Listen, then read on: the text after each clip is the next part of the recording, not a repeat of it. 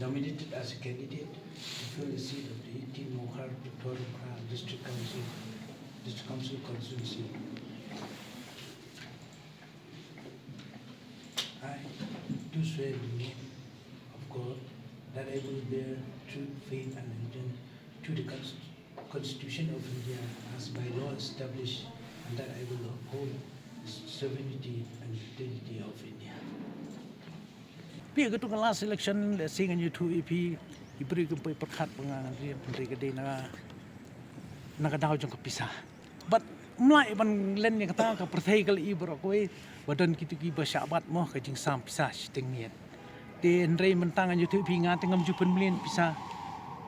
nadu menchang asungu nga ai khuble ye ki priyo jok Mokhar pentor konstitusi ki bom jumlien ban ai pisah banong ei pibot inga ngan buat ipi ai pisah nampak julap buat haduk mentaro dak men sim ram ke jongki kita di habaki kimpan nga ke pisah dengaru ngan job ngan tri khut ke ngan tri kat kum ke jingkwa jongki te namar kata long ka pisah tingim dei ban penlien dalele ya nginyo ane ke pisah ban thiet khamtam hapo dus council tingi kwa menta ba ngam kwa ba pisah kan long kanong kaban penjat yano bat kaban jat bat ban penjat lu ya ka lawe Maji klifi maji bawa tu ke berpesah fikan. dia kata ngamla banong nama kisngi kidang ya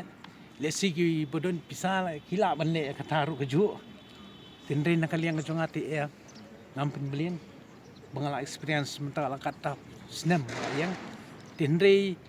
lesi kita ki bujumlien kile eken ibon tip mo la apa ka po mo